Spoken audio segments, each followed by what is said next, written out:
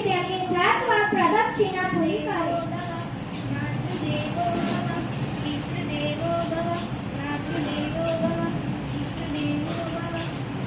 પછી તેમણે માતા પિતાનું ફૂલોથી પૂજન કર્યું અને બોલ્યા, હે માતા પિતા, મારા અર્થસ્થિરોની યાત્રા પૂરી કરો.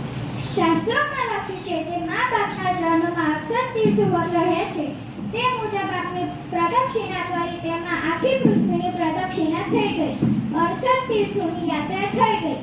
માતા પાર્વતી અને પિતા શિવજી પુત્ર ગણેશની જ્ઞાનભરી વાતો સાંભળી ખૂબ ખુશ થયા. માતા પિતા પ્રત્યે આદર ભાવ અને પૂજ્ય ભાવ જોઈ બંને પ્રસન્ન થયા. તેમણે ગણેશને આશીર્વાદ આપે. સૌથી પહેલા ધરતી પર તારી પૂજા કરી. બોલ, માતા પિતા વડીલો સંતોનો આદર કરે તે મહાન થઈ શકે છે.